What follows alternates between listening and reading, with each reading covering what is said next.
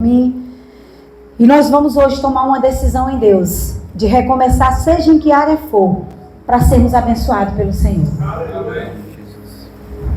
Amém. Estenda a sua mão para cá, Papai querido, na autoridade do nome de Jesus, nós clamamos a Ti nessa hora. Senhor, pedimos a Tua visitação sobre esse lugar. Senhor, repreendemos desse lugar toda a presença que não é Tua, todo demônio, todo aquilo que vem das trevas, Senhor, para distorcer palavras, Senhor, para roubar, Senhor, palavras, roubar sementes, nós lançamos fora. Pedimos que o Senhor dê ordem aos Teus anjos agora para arrancar desse lugar toda a presença que não é Tua, no nome poderoso de Jesus. Pai, pedimos que permaneça somente a presença do Teu doce Espírito, trazendo entendimento, trazendo revelação, trazendo clareza ao nosso coração.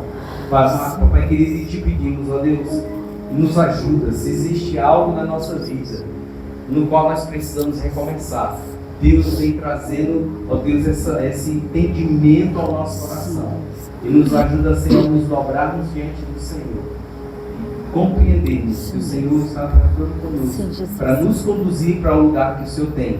Então coloque a mão na sua mente e diga: Senhor, eu abro nessa hora a minha mente e o meu coração para receber a Tua palavra, no nome de Jesus. Pai, usa a minha esposa como um canal de bênção, no nome poderoso de Jesus, que ela traga a palavra rema ao nosso coração, no nome poderoso de Jesus. Amém?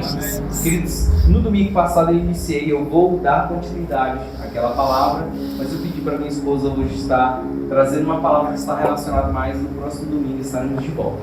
Amém? No nome de Jesus. Obrigada. Querida igreja, a graça e a paz de Jesus mais uma vez. Como nós estamos nessa série de A Decisão de Recomeçar, hoje essa palavra se chama Decisões Decidem Destinos. Ou seja, toda decisão que eu e você toma, ela vai decidir algo na nossa vida. E hoje eu quero compartilhar sobre a história de uma família. Uma família que viveu na época dos juízes. Uma época marcada por altos e baixos, uma época marcada por dificuldade. Essa história está lá no livro de Ruth, e logo no primeiro capítulo, nós vamos perceber o quanto uma decisão, um posicionamento, pode fazer diferença na vida de uma pessoa. Eu costumo dizer que a sua decisão, ela é como uma semente. Você pode não perceber, mas aquilo que você decide hoje vai formatando o seu futuro, vai criando uma realidade de amanhã. E uma decisão, ela pode mudar o curso inteiro da sua vida. Eu me lembro que não vou dizer um ano não, né, para vocês não ficarem fazendo contas, mas há pouco mais de 20 anos, eu tomei a decisão de mudar da minha cidade, de vir embora para Imperatriz. E a minha cidade fica bem distante de lá. E eu fico pensando hoje, se eu não tivesse vindo para Imperatriz, eu não teria conhecido o pastor Hanson. Provavelmente não teria me tornado pastora. Eu tinha outros planos. E com certeza eu não estaria em Garanhuns. Mudou ou não mudou o curso da minha história? Mudou tudo. Uma decisão que eu tomei.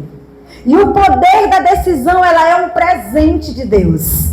E Ele espera que o consultemos todas as vezes que formos tomar uma decisão. Então entenda, você é limitado. Você não enxerga, como dizem por aí, né, um palmo adiante do nariz. Eu não enxergo. Quem enxerga além da curva é o Senhor. É Ele que conhece o nosso amanhã. E Ele já escreveu uma história.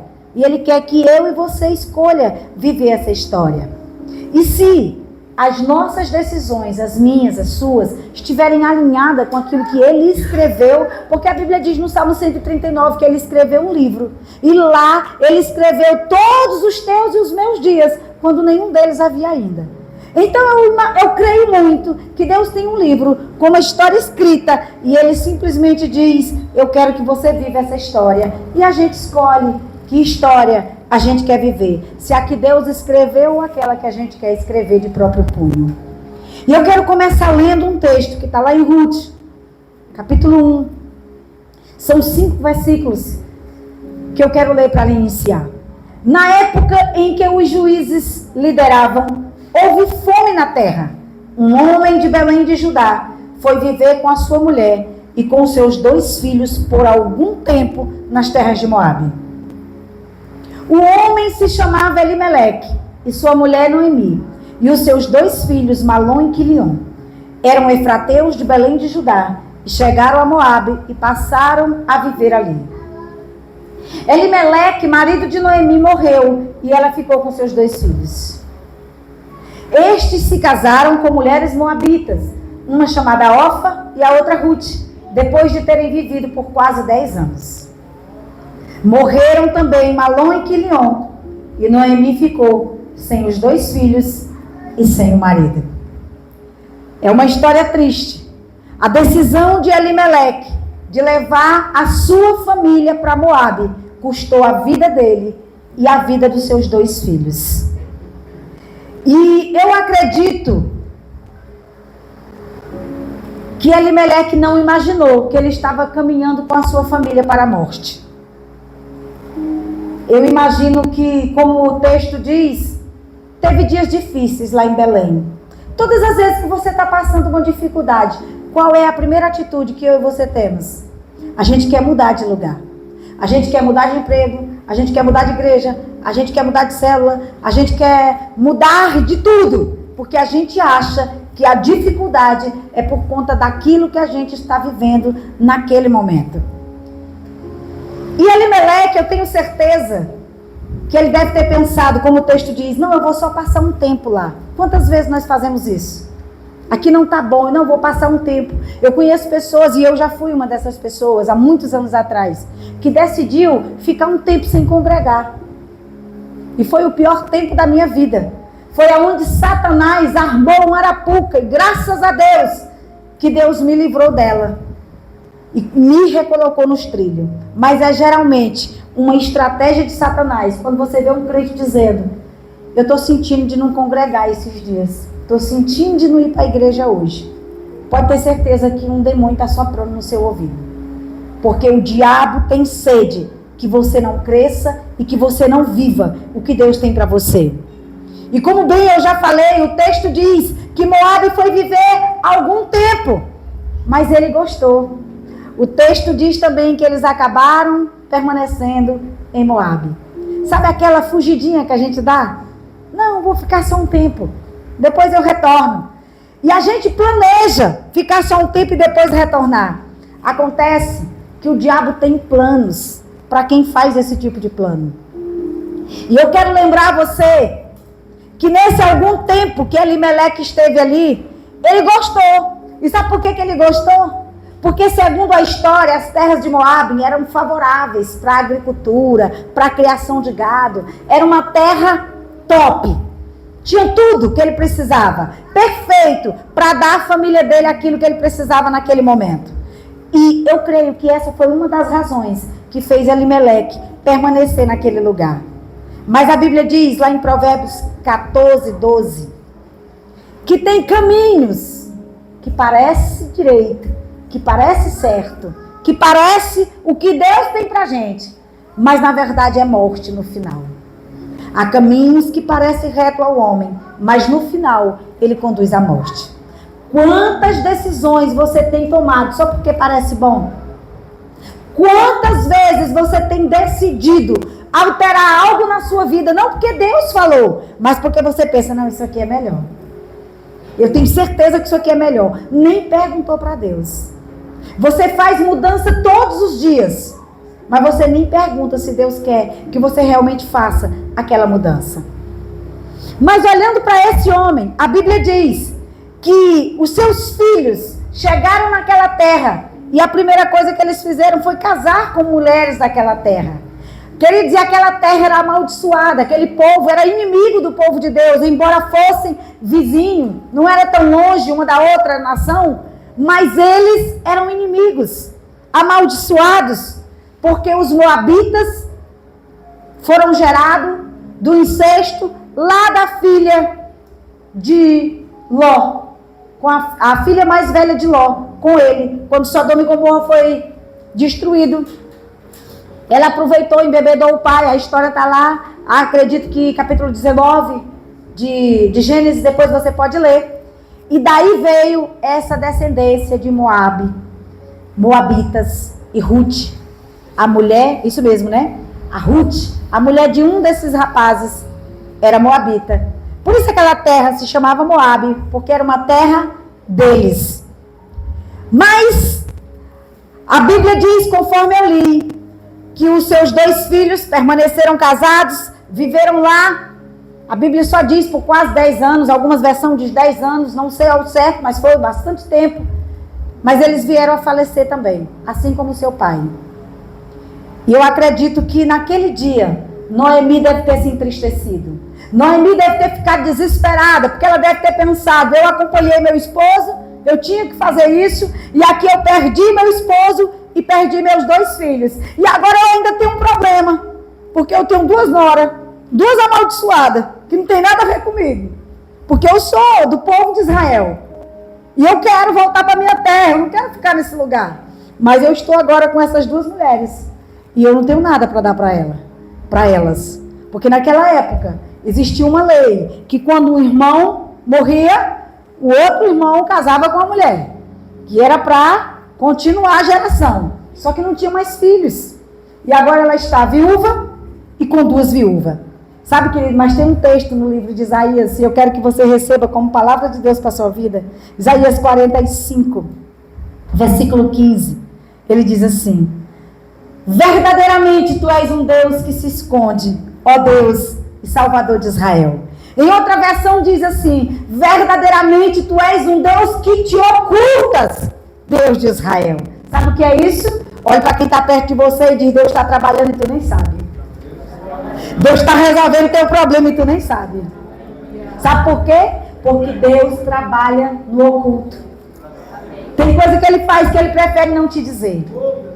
Sabe, no livro de Êxodo, não tem a referência aí não, só vou citar uma história que eu lembrei. No livro de Êxodo tem uma história que o povo clamava por um libertador.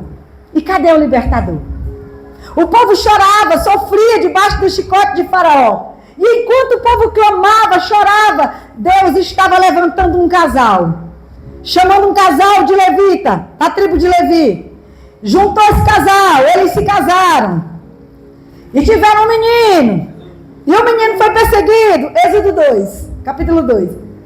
E quase que foi morto esse menino. Foi preciso colocar no rio. E por providência divina, que tudo é Ele que trabalha no oculto, a filha de Faraó pegou o menino para criar. E você vai ver essa história no capítulo 2 de Êxodo. Porque não é sobre isso que eu vou pregar. Eu só vou dizer para você. O povo estava orando. Deus manda um libertador. Manda um libertador. E Deus estava casando um povo. Estava fazendo eles ter um menino. Estava cuidando do menino. Foi luta para aquele menino crescer debaixo de perseguição de decreto de morte. Mas o libertador chegou, porque Deus trabalha no oculto. E eu quero que você receba essa palavra como revelação de Deus. Você que está aflito, você que acha que as coisas estão dando errado, Deus está alinhando a tua vida. Nós temos um Deus que trabalha no meio das circunstâncias difíceis.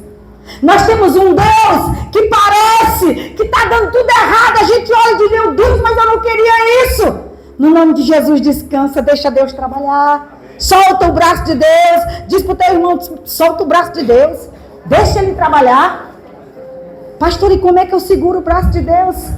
É quando você está lá dizendo: Deus, me tira dessa situação. Deus, resolve isso. Deus, eu não aguento mais isso. Meu Deus, por que está acontecendo isso? Eu não estou gostando. Está isso, está assado. E Deus olha para você e diz: tá bom, quando tu parar de espernear igual um leitão, um bode, eu vou lá te ajudar. E quando a gente solta o braço de Deus, quando a gente diz assim: Deus, eu aceito aquilo que tu tem para mim, aí o Senhor vem e traz a provisão. Aleluia! Então, nosso Deus é um Deus que trabalha no oculto. E naquele dia que aqueles meninos morreram, Deus estava trabalhando para abençoar Noemi. Mas ela não sabia, porque ela só estava olhando para a perca. Todas as vezes que você perde algo, você não consegue ver bondade de Deus na perca. E você precisa aprender a ver a bondade de Deus quando você perde algo. A pastora Jesus, a nossa pastora presidente, ela costuma dizer que Deus nos dá muito mais quando nos tira do que quando nos entrega. Sabe o que ela quer dizer com isso? Que se a gente aprender a olhar para aquilo que deu errado, que parece que foi arrancado de nós, como uma providência de Deus, nós vamos nos alegrar e Deus vai nos levar para onde Ele quer. Porque como eu bem disse hoje, na minha rede social, o não de Deus é um sim para o amanhã que eu ainda não estou vendo. O não que um pai e uma mãe diz para o filho hoje: você não vai comer açúcar, porque eu lhe quero saudável. O menino vê os outros comendo açúcar, ele quer. É uma judiação, a mãe não dá. Mas ela sabe do que ela está prevenindo ele. Ela está pensando no amanhã daquela criança.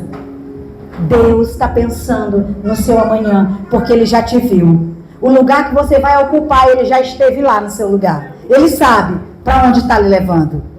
Então tem momentos que a gente acha que acabou, que é impossível, nada vai acontecer. Sabe, queridos? Mas é nesse momento que Deus sussurra. Se a gente parar para escutar, a gente vai ouvir o nosso Deus dizendo: te acalma, eu estou te conduzindo para um nível maior que você ainda não viu. Imagine comigo o cenário que aquela mulher estava enfrentando. Imagine comigo uma viúva que passava fome lá em Moabe, estava passando uma necessidade, aliás, lá em Israel. Aí vai para Moabe, tem tudo, porque era uma terra boa, mas aí ela perde tudo. E agora ela fica pensando: o que eu vou fazer da vida? Talvez tenha alguém assim hoje, pensando: o que eu vou fazer da vida? Deixa eu lhe dizer uma coisa: tomar decisões em contextos difíceis não é fácil, não é simples, mas é essencial para que a vida de Deus continue fluindo na minha e na sua vida. Você e eu conhecemos pessoas que não querem tomar decisões, reclamam todo dia da vida que está vivendo, mas não quer tomar decisão para melhorar. Por quê? Porque toda decisão vai exigir renúncia. Não existe, amada, escolhas, decisões sem renunciar a algo. Não tem como. Eu preciso fazer renúncia para poder tomar uma decisão. Uma está linkada na outra. Aí tem gente que prefere não tomar decisão, enche-se de desculpas, porque sabe que vai ter que renunciar a algo. E eu costumo dizer que os céus, eles se manifestam quando a terra se movimenta. Tem muita coisa que não chegou na minha vida e na sua. Talvez porque eu e você ainda não abrimos mão de algo que nós precisamos abrir. E o texto diz que Noemi ouviu falar. Tem um texto aí, eu não sei se eu já coloquei ele, né? Mais na frente, vou já colocar. A Bíblia diz que Noemi ouviu falar que na terra de onde ela veio tinha chovido e Deus agora tinha visitado o seu povo. Sabe, queridos? Ela decidiu voltar para lá. Ela ouviu e ela disse: eu vou voltar para essa terra. Então a primeira coisa que eu quero lhe ensinar hoje é sobre ouvir a coisa certa. Diga para quem está perto de você: decida ouvir a coisa certa. Em Ruth 1,6, só a parte A do versículo, Deus diz para ela, né? Noemi ficou sabendo que o Senhor vier em auxílio do seu povo. Deixa eu ler para ficar melhor. Quando Noemi soube em Moabe que o Senhor viera em auxílio do seu povo, dando-lhe alimento, ela decidiu voltar. Eu fico imaginando, amados, quantas coisas você tem ouvido nesse tempo? Quantas vozes tem falado na sua alma? Às vezes não é nem alguém lhe falando, é a sua alma mesmo, gritando. Sabe, tem coisas que nós deixamos de crer porque a nossa alma está nos perturbando. Davi, ele teve que dizer no Salmo 103 para a alma dele. Ele diz: bendiz a minha alma ao Senhor, e tudo que há em mim, bendiga o seu santo nome. E não te esqueça de nenhum dos teus benefícios. Sabe por que o salmista teve que gritar com a alma dele? Bradar para ela calar a boca, para ela bendizer, porque ela estava reclamando demais. E eu tenho certeza, queridos, que talvez essa noite tem almas aqui cansadas. Ah, pastor, eu estou cansada. Eu estou cansada da minha casa. Eu estou cansada do esforço que eu tenho feito lá no meu trabalho. Eu estou cansada de me esforçar tanto e não ser reconhecido. Eu estou cansado. Pastor, eu estou cansado até de orar. Porque Deus não fala comigo. Porque Deus não me responde. Sabe, querido, isso é a nossa alma que cansa. A nossa alma que grita. E algumas horas a gente tem que dar um susto nela. Algumas horas a gente tem que dizer: louca da casa, quem manda aqui não é tu não. Quem manda aqui é Jesus. Diga aí para sua alma: alma, quem manda em ti é Jesus. Porque Ele habita no meu espírito. Sabe, queridos, tem uma história lá em Marcos 5. Anderson vai projetar aqui, mas eu não vou ler o texto todo. É uma história conhecida para a gente ganhar tempo. A partir do versículo 21 até o 36, a Bíblia vai dizer que um homem chamado Jairo, ele buscou Jesus. Pode ir passando aí que eu vou, só aquela parte, só a parte, eu vou te dizendo aí, tu vai colocando para mim. Porque se eu for ler todo, né, a gente vai demorar mais. Então assim, Jairo pediu ajuda, pediu socorro para Jesus. Ele disse: olha, Senhor, uma filha minha, de 12 anos de idade, está para morrer. E aí Jesus pegou e seguiu com uma multidão para a casa de Jairo. Só que no meio da estrada, aparece quem? Aparece uma mulher com hemorragia. E parou aquela multidão. E o que acontece ali? Jesus para atender a mulher. Ora, mas Jesus não estava indo socorrer um que já estava pedindo?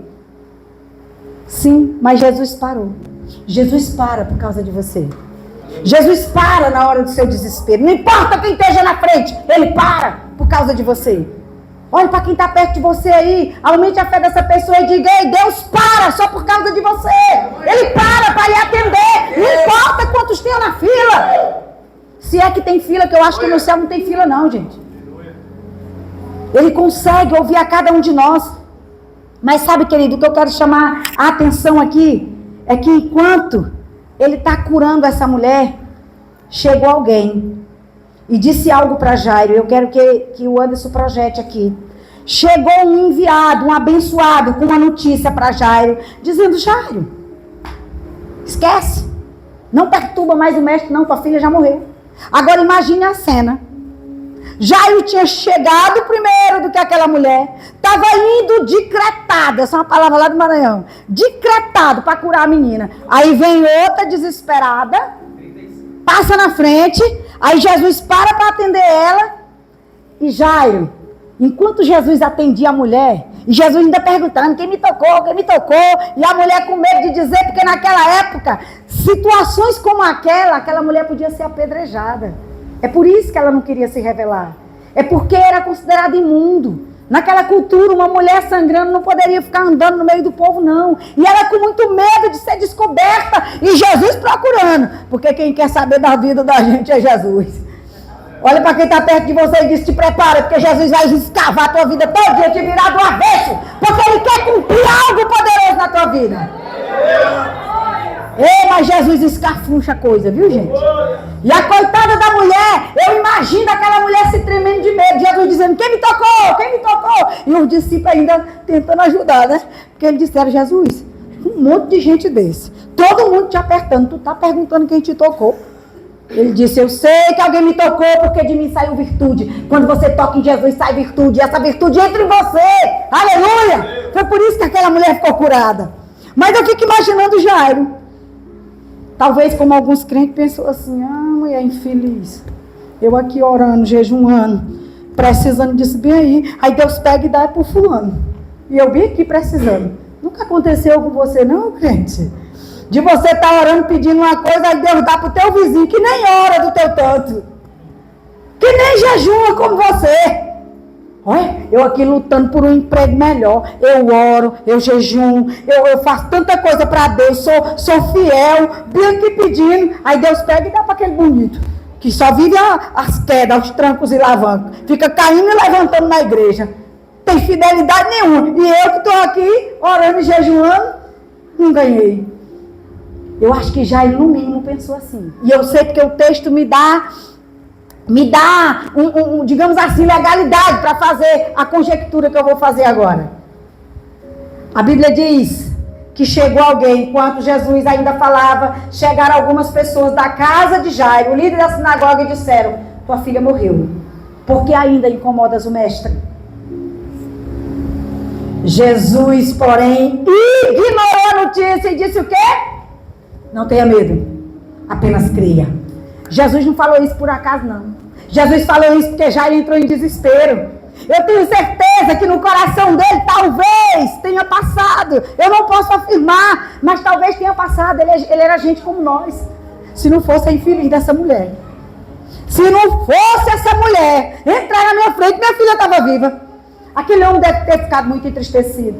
E Jesus, vendo aquilo, ele disse: ei, não te preocupa, não tenha medo, só creia. Essa é uma mensagem para você hoje. Jesus está dizendo para você hoje: ignore a notícia ruim que você recebeu. Ignore, aprenda a fazer como Jesus fez. Olha para quem está perto de você e diz: irmão, ignora as más notícias. Olha para Jesus, creia. Deus está fazendo, Deus está trabalhando. Ignora, simplesmente faz de conta que tu nem ouviu. Sabe, querido, pare de escutar os incrédulos. Pare de escutar as pessoas que não têm Deus. Ou que às vezes até tem, mas age como uma pessoa que não tem. Pare de escutar as pessoas que não têm os teus sonhos. Quem sonha é você. Pare de escutar as pessoas que estão falando, sendo maledicente com você. Ei, a sua vida é só sua. E você só vai viver esta vida. Você não tem outra para viver, não. É só esta e a eternidade com o Senhor. Mas aqui na terra é só essa daí. E a Bíblia diz que é poucos anos, não é muito não. E que o resto dos anos é canseiro e enfado. Olha que coisa. Então, em nome de Jesus, aproveita a sua vida. Aproveita adorando o Senhor. Aproveita se alegrando nele. Aproveita toda vez que chegar uma mensagem ruim. Cancela no nome de Jesus. Diga: eu abro mão dessa palavra maldita. Eu sou aquilo que Deus disse que eu sou. E acabou-se. Escute a coisa certa para você poder decidir certo. Aleluia. Vai chegar enviados do diabo na tua vida, na tua casa, para dizer que você é isso, que você é aquilo, que não vai dar certo, que não está bom, que o lugar que você mora não é bom para você, ou que para onde você pensa em ir é pior ainda. Ei, para de escutar essas vozes que não são enviadas de Deus. Comece a ouvir a voz de Deus que está dentro de você.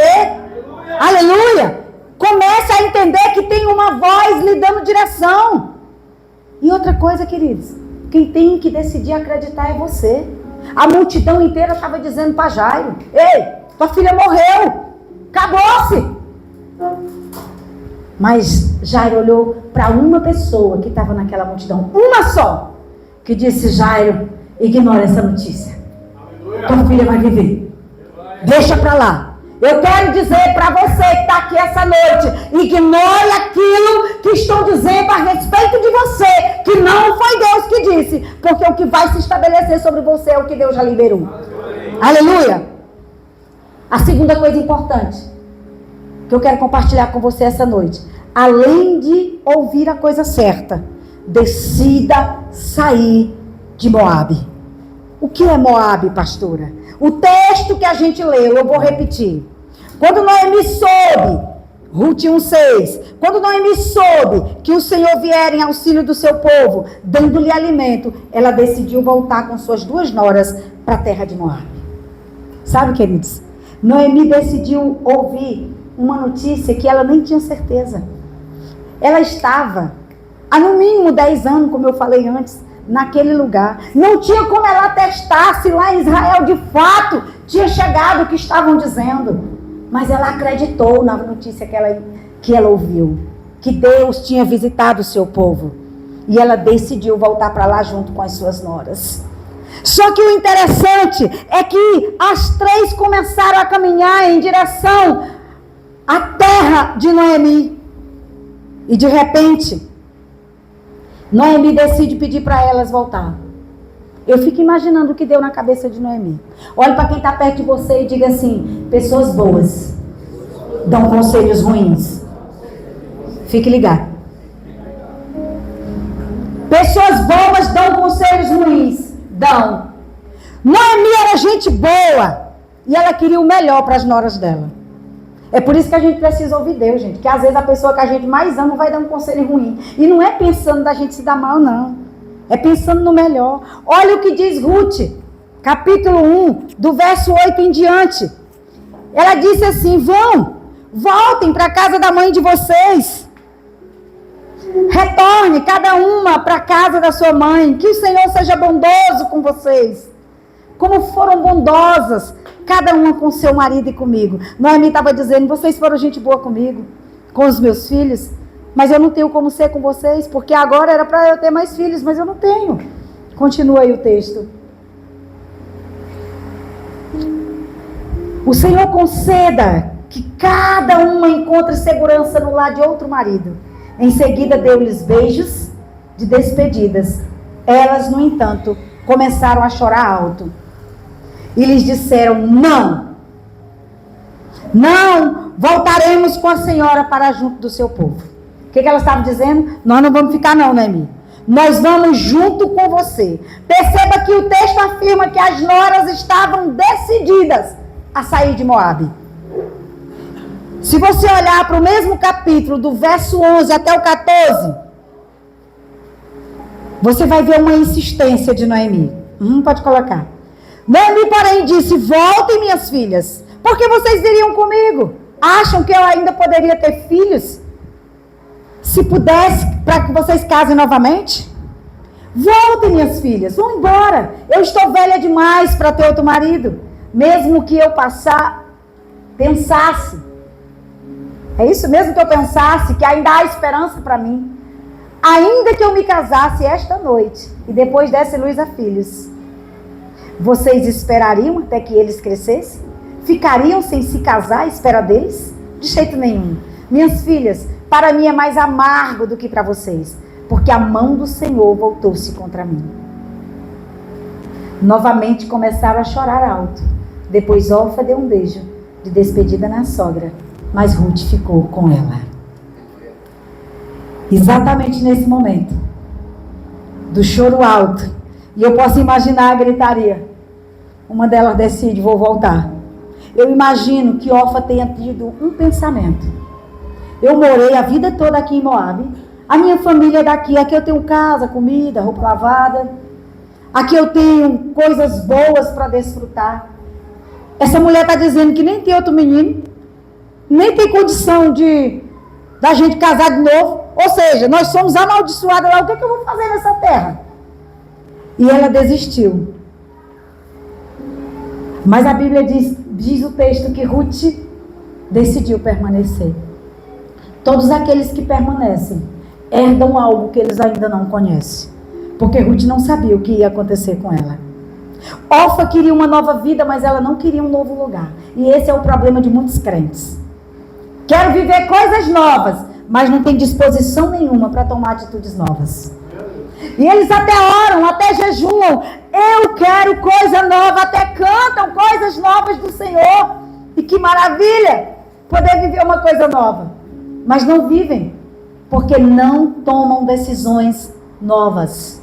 E como disse pastor Hanson no domingo passado, se você tomar as mesmas decisões, fazer as mesmas coisas, você vai ter os mesmos resultados.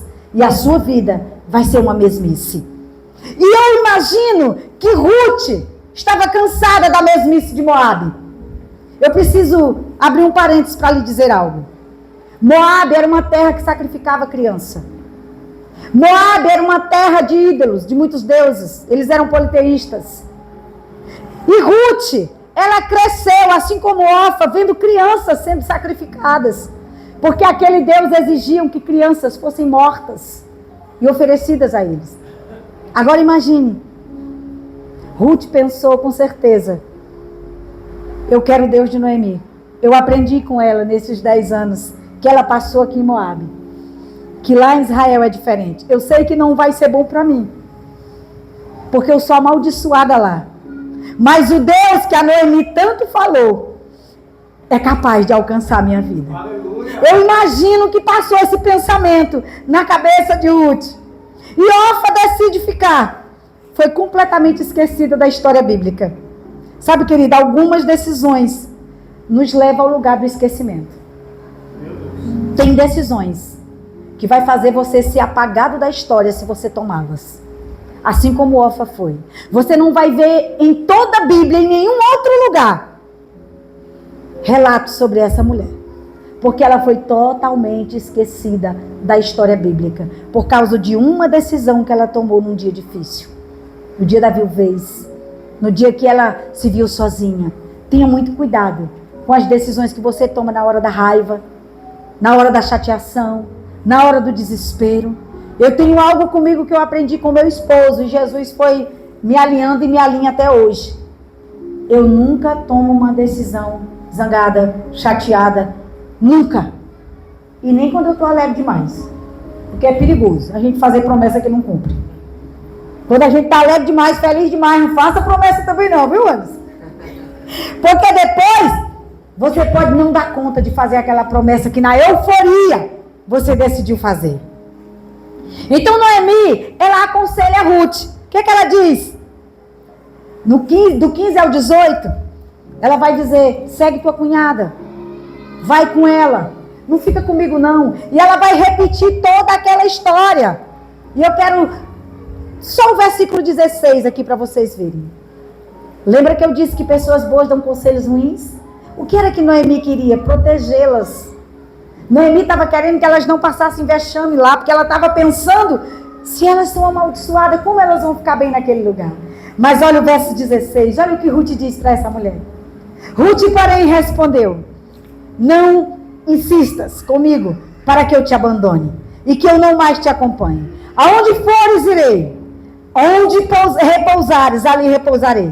O teu povo será o meu povo e o teu Deus será o meu Deus. E tem mais. Onde morreres, morrerei e ali serei sepultada. Que o Senhor me castigue com todo rigor, se outra coisa que não seja a morte me separar de ti. Eita glória! Orfa e Ruth representam dois caminhos. Dois caminhos que eu e você temos diante de nós todos os dias. Orfa é o caminho do retrocesso. É o caminho daqueles que desistem. É o caminho daqueles que dizem, eu não vou aguentar esse desafio não. É muita exigência. É muita coisa nova para mim. Estou fora disso. Ruth é o caminho da permanência. É o caminho daquela que diz, como diz lá no Maranhão, pode o sangue dar no meio da canela. Pode chover canivete. Não sei se vocês conhecem esse ditado, lá no Maranhão tem. Mas eu estou aqui, eu estou de pé, porque eu acredito no Deus que me sustenta. Qual desses caminhos você tem escolhido? O caminho de Orfa ou o caminho de Ruth? O caminho de Orfa sempre vai te levar para as mesmices. Porque o caminho de Orfa é aquele da acomodação. Eu não quero fazer esforço. Pastor, eu não vou jejuar não, porque quando eu jejum dói a minha cabeça. Eu não vou jejuar não, porque toda vez, pastora, dá uma fome, dá uma agonia no meu estômago, que eu só falta é desmaiar. Nem tenta. Pastora, eu não dou conta de vir para o culto todo domingo não. Ontem eu até falei no CCC, a pessoa, se Jesus vem e diz assim, olha, eu não vou te levar hoje não estou com vontade. E ele só vem mais uma vez, ele não vem mais do que uma vez. E quantas vezes a gente está em casa, não estou com vontade de ir para o culto não. Eu acho que Deus está aqui também, de fato está. Mas como bem já disse o pastor dessa igreja, tem coisa que Deus só lhe entrega dentro da igreja. Tem coisa que Deus só lhe entrega lá na sua casa, no seu secreto. Mas tem outras que só entrega no coletivo, porque você não é igreja sozinha. Lembra da dinâmica da aula? Você só é igreja quando você está junto com os outros. Eu lembrei de outra história, eu quero citar, e eu estou de olho no relógio, o pastor Rons já está olhando para mim. História de Ana. A Bíblia diz lá no capítulo 1 de 1 Samuel, a Bíblia vai dizer que Ana, uma mulher que Deus tinha deixado estéril, queria um filho, e ela não tinha. Mas todo ano, ela ia para o culto, lá em Siló. Por que ela tinha que ir para Siló? Porque lá era onde estava o pastor. Porque lá era onde tinha um culto. Porque lá era onde se oferecia os sacrifícios ao Senhor. E ela sabia que o que ela queria gerar, ela não ia gerar sozinha pelo esforço dela. Só era possível gerar Samuel em Siló. Só era possível gerar Samuel na casa de Deus, cultuando, adorando. E tinha uma penina, tinha uma ordinária lá que toda vez, a Bíblia diz que toda vez que Ana se levantava para ir adorar, ela se levantava junto. Sabe qual é? Aquela penina que se levanta na sua vida até hoje. Não vai não, mulher, tu tá cansada, tu chegou tarde do trabalho. Tu trabalhou hoje o dia todinho. Não, tu, de verdade, tu ouviu tanto abuso hoje no trabalho, menino, vai relaxar. Ou talvez até vem, mas entra outra penina. Fica de olho no teu celular. Ó. Tem nada não, a pastora não vai nem ver. Fica olhando aí, porque vai que chega uma mensagem importante. Queridos, eu botei algo no meu coração. Eu só atendo meu celular e só olho para ele no culto se for Jesus. Se for Jesus, eu tenho que atender. Mas para outra coisa, eu não preciso. A menos que eu esteja registrando um momento que é importante. Graças a Deus que aqui a gente tem gente para fazer isso e nem precisa. Então olha para quem está perto de você e diga assim: celular não adora, diz o pastor Leonardo. Diz aí. Celular não adora. Quem adora é você. O pastor nos ensinou isso, o nosso pastor. Então, querido, tem coisa que só acontece na casa de Deus. Eu espero que Deus esteja falando com você. O caminho que você precisa tomar é o caminho de Ruth. Porque o Diofa é aquele que diz assim: menino, eu preciso ser feliz. Você conhece crente assim? Ah, eu tenho que ir para a célula, tenho que fazer CCC, eu tenho que fazer discipulado. Gente, eu já trabalho a semana todinha. Eu tenho muito o que fazer, é muito cansativo o meu trabalho. Eu tenho que fazer tudo isso. Menina, eu vou aproveitar minha vida. Eu vou descansar. Eu vou passar esse final de semana num lugar aí, arejando minha cabeça, que eu estou cansado demais. O importante é ser feliz. Deus não lhe criou para você ser feliz. Diga para esse irmão, para ele se assustar. Deus não lhe criou para você ser feliz. Sabia, Anderson? Deus não está nem aí se você é feliz ou não. Sabe por quê? Porque, como eu bem falei na primeira aula do CCC, a sua e a minha satisfação tem que ser Ele. Aleluia. Então não depende do lugar que eu esteja, a minha satisfação é Ele. E o caminho de Ruth é esse, a minha satisfação é nele, é o sobrenatural. Ruth creu que algo de sobrenatural podia acontecer, porque ela via Deus na vida de Noemi. Aleluia. O que oportunizou Ruth a mudar de vida foi a decisão dela sair de Moabe. A decisão de sair de Moabe é a chance de vencer. É a chance de mudar a história. Não era simples para Ruth sair de Moabe. Como eu disse, era a sua terra natal. Sua família estava lá. Tudo que ela tinha de confortável era ali. Na terra de Noemi, ela ia ser chamada, como foi, de amaldiçoada. Mas ainda assim, ela decidiu sair do lugar de Moabe. Moabe é um lugar que te limita. Moabe é um lugar que te apaga. É um lugar que te faz perder a história que Deus planejou para você. Sabe, sair de Moabe é sair do fracasso. A mulher hemorrágica que eu citei aqui, que ela quase que atrapalhou, ele não atrapalhou porque com Jesus nada tem atrapalho. Mas ela entrou na frente de Jairo e ela recebeu algo. Por quê? Porque ela tomou uma decisão baseada no que ela tinha escutado. A Bíblia diz na história dessa mulher hemorrágica que ela ouviu falar que Jesus curava, mas ela nunca tinha visto Jesus curando. Você precisa ser mais crente quando você recebe uma palavra de Deus. Você precisa acreditar mais. Você não precisa ver ninguém. Aconteceu com fulano, aconteceu comigo. Não, querido, você só precisa acreditar que com você vai acontecer. Pode não acontecer com ninguém, mas com você vai acontecer. Precisa ser desse jeito. Quando Maria recebeu o anúncio de que ela ia ser a mãe de Jesus, ela era praticamente uma adolescente ainda, uma mocinha jovem. Ela nunca tinha visto alguém engravidar do Espírito Santo. Era loucura. Mas ela decidiu. Foi a primeira coisa que eu lhe ensinei. Eu vou escutar o que é certo. Ainda que aquela cidade tenha dito muita coisa com ela, eu imagino que ela era uma mulher noiva com alguém, deve ter ouvido muito comentário. Maria não estava nem aí. Sabe o que ela disse para o anjo? Para o próprio Deus? A minha alma engrandece em ti, meu Salvador. Cumpre em tua serva aquilo que o Senhor quiser. Já pensou? Uma menina novinha que não tinha muita noção das coisas ainda. Ela teve coragem de dizer isso. E às vezes a igreja está cheia de crente velho, que Deus já falou tantas vezes, que já viveu tantos livramentos. Quando Deus fala de novo, ele fica igual Zacarias. Será? Será que Deus vai fazer mesmo? Eu quero dizer para você, Deus vai. E eu sei que tem pessoas aqui que estão descrentes de algumas coisas, porque já se frustraram. Mas eu quero dizer que quem lhe frustrou foi pessoas, não foi Deus não. O Deus que lhe ama, que lhe chamou, ele continua disposto a fazer algo poderoso na sua vida. Mas a minha pergunta hoje é de onde você precisa sair. Eu quero que você faça uma autoanálise hoje.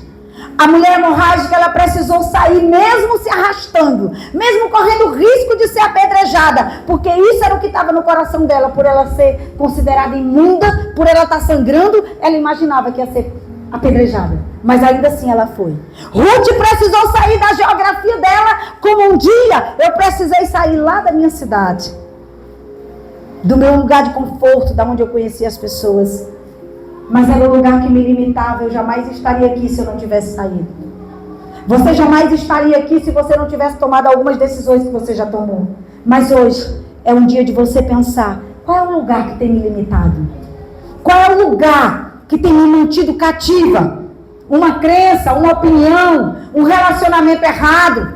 Qual é o lugar que você precisa sair hoje? Eu acredito que não estamos falando aqui de lugares geográficos, mas um lugar de posicionamento, um lugar de crença, de opinião. Tem pessoas que elas são tão agarradas às opiniões que nada que alguém diga muda, nem Deus. Pode falar o que quiser, ela prefere dizer: não estou conseguindo escutar Deus. Por quê? Porque está agarrado demais a uma opinião. Está agarrado demais a uma maneira de crer nas coisas. Talvez o lugar que você precisa sair hoje é um lugar de derrota, de fracasso, de falência. Esse lugar de continuar dizendo: eu não venço, eu não consigo. Essa pessoa não muda. Pastor, esse marido que tem lá em casa não presta para nada não. Presta, irmã, deixa eu contar uma coisa para você. Deixa eu lhe contar um testemunho bom. Eu tenho uma amiga. Essa minha amiga tem até hoje um marido descrente. Eu conheci ela há muitos anos, tem mais de 30 anos. Não vai fazer cálculo aí da minha idade não, vigia. Presta atenção no que Deus está falando. Tem mais de 30 anos que eu conheço essa moça. E ela disse: Senhor, esse marido está me atrapalhando. Ela era uma mulher com chamada pastoral, aquela mulher que vivia na igreja. E ela disse: esse homem está me atrapalhando, Jesus. Eu vou começar a orar. Ela orou 11 anos, me parece, por ele. E ele não se converteu. Aí um dia, ela mudou de cidade. Entrou na política, foi muito abençoada. Foi eleita a um cargo X lá. E aí ela disse: eu vou começar a orar para Deus matar esse marido. Está me atrapalhando. Eu vou orar para ele morrer. Porque eu já orei para se converter. Ele não converteu, agora eu vou orar para ele morrer. Minha amiga, eu ouvi dela essa história. E ela disse: olha, Cleide, eu comecei a orar. Senhor, pode levar. Leva porque está atrapalhando a obra. Leva porque está sendo empecilho. E ela disse que em uma daquelas orações, Deus falou com ela. Sabe o que Deus falou com ela? Você não vai acreditar. Eu vou matar você. Ela disse que quando ouviu aquilo, ela ficou com medo. E ela disse: Deus, ele disse: eu vou matar você. É você que precisa morrer. Porque não foi para isso que eu te chamei. Vá orar. Vá crer. E aquela mulher tomou a decisão: não é o meu marido que tem que morrer. Quem tem que morrer mais um pouquinho sou eu. Porque se eu morrer dia após dia, na minha opinião, naquilo que eu acredito, eu tenho certeza que Deus vai mudar a minha história. E a minha pergunta para você hoje: de onde você precisa sair? É dessa opinião? De achar que o seu marido não muda? Que a sua esposa não muda? De achar que o seu vizinho tem que parar de ser falador da vida alheia? De achar que uma amiga sua que vive a vida que você queria viver precisa ter uma vida ruim para você poder ter sua vida boa? Tem pessoas que pensam assim, mas sabe, eu parei de viver a vida dos outros há muito tempo. Porque eu descobri na Bíblia que eu vou dar conta da minha. E se já está tão difícil dar conta da minha, imagina dar conta dos outros. Quando alguém comenta algo sobre alguém para mim, eu já fico preocupada. Sabe por quê? Porque se eu não dou conta da minha própria vida, eu vou dar conta da vida dos outros? Já é difícil cuidar da vida da gente, imagina cuidar dos outros. Sabe, queridos? Nós precisamos tomar uma decisão hoje. Esse lugar que tem lhe levado ao fracasso, você precisa sair dele. Eu não sei se é de uma mesinha de conversa, falando besteira. Eu não sei se é quando você ouve uma direção de Deus, você vai questionar com outra pessoa, menos com a pessoa que você tem que questionar. Eu não sei. Mas uma coisa eu sei: hoje é dia de você mudar a sua vida. Aleluia! Hoje é dia de você sair do lugar que te limita. E a terceira coisa que eu quero falar com você hoje é a decisão de ser leal, de ser fiel. É a decisão de permanecer. A decisão de Ruth em ser leal à sua sogra fez com que a sua história virasse um livro da Bíblia. Olha que coisa poderosa. Enquanto a outra foi esquecida dos relatos bíblicos, ela ganhou um livro com o seu nome, numa época em que mulher não valia muita coisa. Mulheres não estavam em evidência, mas Ruth ganhou um livro com o seu nome. Ser leal vai fazer você viver um extraordinário. Sabe, queridos, eu senti muita vontade de voltar para a minha vidinha lá na minha cidade, quando eu estava imperatriz. Porque era ruim ficar só. Era ruim cumprir algumas tarefas da minha igreja. Era ruim caminhar debaixo de algumas orientações que eu não concordava. Então eu pensava em voltar para casa. Mas graças a Deus que eu nunca voltei.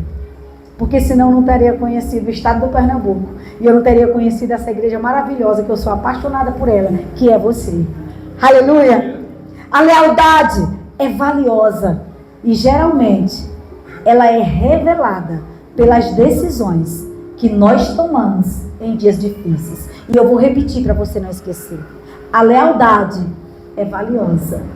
E geralmente ela é notada, revelada em decisões que você tem que tomar em dias difíceis. Eu não sei se você já esteve em situações assim, que quando algo dá errado, você só quer, cair fora. Você não quer estar junto. Você está com alguém até o dia que está tudo bem. Ficou ruim, eu caio fora. Foi isso que Orfa fez. Ela não tinha aliança. E eu imagino, amado, que Noemi amou e cuidou de Ruth e Moabe. Porque é nítida a gratidão e a lealdade de Ruth com a sua sogra. No capítulo 1 de Ruth, do verso 20 ao verso 21. Eu quero ler com você esse texto. Deixa a Anderson projetar aqui. Olha quando ela chegou em Moabe com Ruth. Olha o que ela respondeu para as amigas que se alegraram com a chegada dela. Não me chame Noemi, melhor que me chame Mara, pois o Todo-Poderoso tornou a minha vida muito amarga. Se essa mulher, uma mulher de Deus, chegou na cidade dizendo isso, imagina o que ela não disse na estrada. Imagina o que Ruth não teve que ouvir dessa mulher. Certamente, querido, eu imagino que foi difícil, as reclamações. Mas eu imagino que Ruth naquela hora foi bálsamo para a vida de Noemi. Ela foi resposta. Ela alinhou o coração de Noemi. Porque ela deve ter dito, não está na Bíblia, mas eu posso conjecturar. Noemi, tu lembra que tu falava do quanto que o teu Deus é poderoso? Tu lembra quando eu casei com o teu filho, do tanto que tu falava das coisas grandes que esse Deus fazia? E eu tenho certeza que ela alimentava o espírito de Noemi. Não é à toa que lá no final ela vai dizer que ela é melhor do que 7 filhos. Sabe por quê, queridos? Porque nós somos resposta na vida das pessoas. Você é resposta na vida de alguém. E eu quero dizer que é muito importante a gratidão e a lealdade caminharem juntos na nossa caminhada cristã. O que é gratidão e lealdade? Eu sou grata pelo que alguém me fez, mas eu sou leal a tudo que eu vivi com aquela pessoa. Tem gente que é tão desleal que ela escuta o coração de alguém, mas no dia que aquela pessoa faz algo para ela, ela joga no ventilador tudo que um dia ela escutou. Isso é deslealdade. Isso é falta de caráter. E era algo que Ruth não tinha. Ela era leal. Mesmo a sogra dela, que estava ali na qualidade de líder dela, de cuidadora dela, dizendo um monte de besteira, ela não saiu pelas ruas de Israel dizendo, isso é uma murmuradora. Isso vive falando da vida alheia. Isso não presta não, isso é uma murmuradora. Jamais Ruth abriu a boca para dizer isso, muito pelo contrário. Quarta, vai dizer o quê? Ruth decidiu servir aquela mulher. No capítulo 2 de Ruth, decida servir. É a nossa quarto ensino de hoje. Capítulo 2 de Ruth. A Bíblia diz que quando elas chegaram lá em Moabe, pode botar verso 2. Ruth, a Moabita, disse a Noemi, deixa-me ir ao campo recolher espigas que foram deixadas para trás por aquele que me permitiu fazê-lo. Vá, minha filha. Sabe o que é isso? Noemi, eu sei que eu sou amaldiçoada nessa terra, eu sei que ninguém gosta de mim aqui, eu sei que vão me espraguejar, eu sei que eu vou ser expulsa, eu posso inclusive ser molestada, porque naqueles campos corria risco, acontecia muito de mulheres viúvas serem molestadas, porque havia uma lei em Israel naquela época, que as mulheres que ficavam viúvas, elas podiam entrar nas propriedades e catar o resto que caía pelo caminho. Só que elas corriam o risco de ser molestadas. E Ruth não se preocupou com isso. Ela simplesmente foi. Ela tomou a decisão de se sacrificar se fosse preciso. Mas ela ia continuar servindo. Ela ia continuar sendo leal à sua sogra. E sabe, querido, essa é uma decisão que eu e meu esposo tomamos há muito tempo. Não importa o que aconteça, nós vamos estar juntos. No capítulo 4, capítulo 2, do verso 4 ao 10, você vai perceber, eu não vou ler para a gente ganhar tempo. Só vai colocando aí. Provavelmente Ruth esperava que ninguém nem notasse ela. Mas nesse texto que ele está passando aí, você vai perceber que o dono daquele campo percebeu ela. Ele chegou a perguntar para os homens que estavam trabalhando, quem é aquela moça? E alguém disse algo muito relevante. Aquela moça, ela veio lá com Noemi, ela é moabita. Quase que ele diz, ela é amaldiçoada. Ele disse, dizendo a origem dela, né? Mas ela está ali trabalhando desde a hora que chegou. Nunca se sentou a não ser para tomar uma água. Ou seja, aquela mulher trabalhava. Aquela mulher servia. Tem gente que não quer levantar o copo de uma cadeira porque não foi ele que botou. Mas quer que Deus derrame o céu sobre a vida dele. Olha para quem está perto de você e diz, irmão, Deus não vai abençoar preguiçoso, não. Diga aí. Você não está chamando seu irmão de preguiçoso. Você só está dando uma informação importante. De que maneira você tem servido? Qual é a notícia que tem se espalhado sobre você?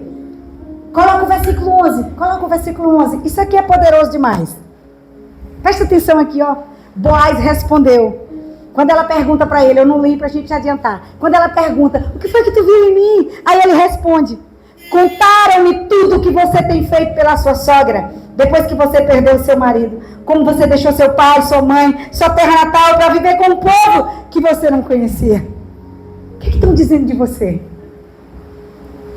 O que estão contando sobre você? Eu quero dizer algo para você muito importante. Tudo que você faz, o céu registra. Tudo que você faz, o céu registra. Existe um memorial no céu a seu respeito. Ruth 2, versículo 15.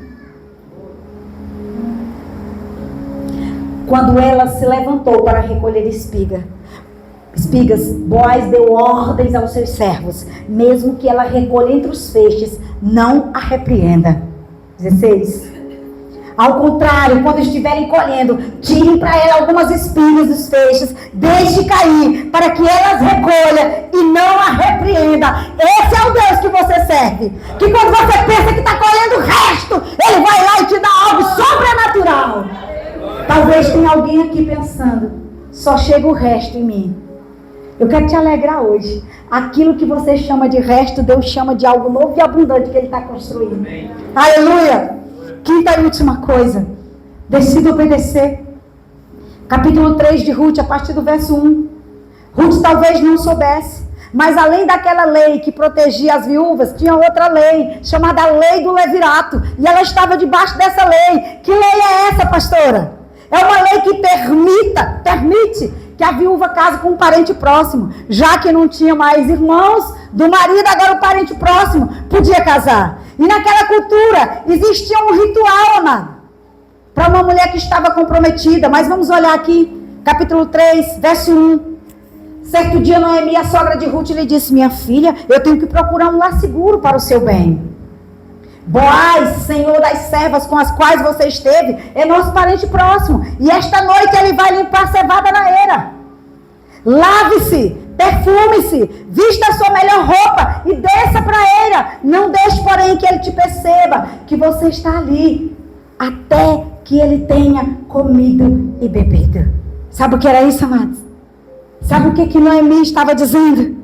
Ela estava dizendo assim para ela, Ruth, lave-se, perfume-se, vista a sua melhor roupa. Era como se ela estivesse dizendo assim, Ruth, esquece quem tu era. Esquece que tu era maldita, porque o teu resgatador chegou. Esquece o teu passado. Esquece o que disseram de você. Deixa esse passado ser arrancado de você. Porque tem algo novo para você viver. E se você carregar esse passado, você vai impedir de se cumprir aquilo que Deus escreveu para você. Olha para quem está perto de você e diz: irmão, teu passado não importa mais. Passado é passado, acabou. A Bíblia diz lá em Isaías que Jesus apagou e dele não se lembra mais. A Bíblia diz que Deus lança no mar do esquecimento aquilo que você pecou. Sabe quem é o pescador do mar? Satanás. E você cai feito um patinho. Ele vai lá e pesca um pecadinho no mar do esquecimento de Deus e traz. Tu fez isso, eu me lembro. Em 1980 tu fez. Deixa eu lhe dizer uma coisa. O meu Deus, o seu Deus, ele diz que apaga o teu pecado e dele não se lembra mais. A borracha de Deus apaga e ninguém mais pode escrever onde ela apagou. Ruth se casou com Boaz. A Bíblia diz que ela foi bisavó do rei Davi. Está lá no capítulo 4 de Ruth, a partir do verso 3. Ela entrou na genealogia de Jesus, mesmo vindo de uma origem maldita. Por conta de quê? De obediência. Diga para quem está perto de você: o meu nome é obediência. E deixa eu te dar uma informação, porque eu já vou encerrar. O livro de Ruth, ele está entre Juízes e 1 Samuel. Você acha que é por acaso que ele está centrado entre esses livros? Não é, queridos. O livro de Juízes vai contar a história do cai e levanta do povo de Deus. O livro de Juízes vai contar o caos em que o povo de Israel vivia. Eles ficavam bem enquanto tinha um juiz liderando. Se o juiz morria, eles caíam em pecado de novo. Era aqueles crentes que viviam se desviando. Até hoje tem desses crentes por aí, né?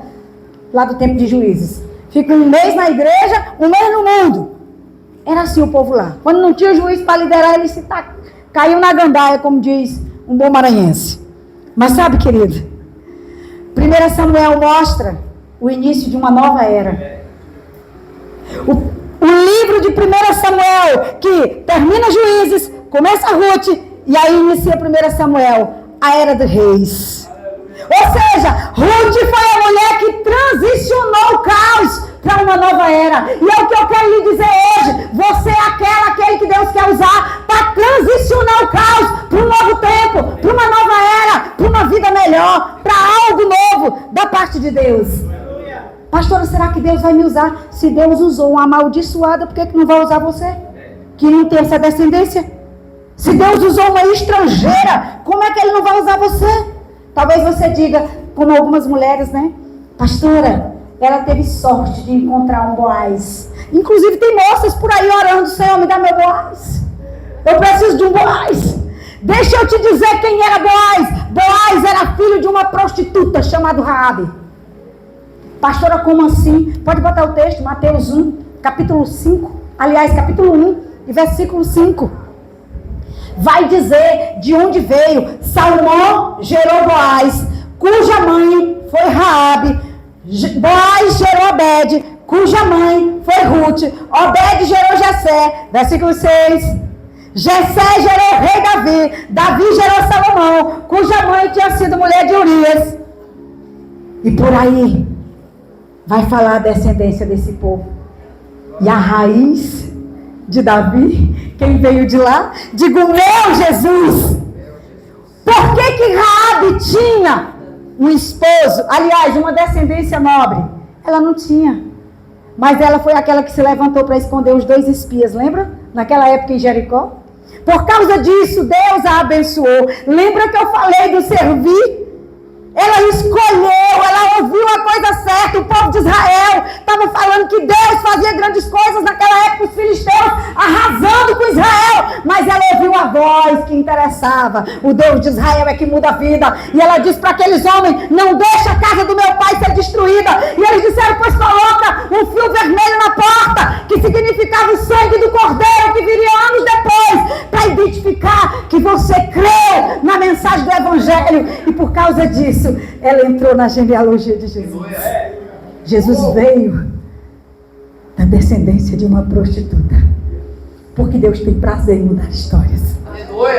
Porque Deus tem prazer em mudar a sua vida. Aleluia.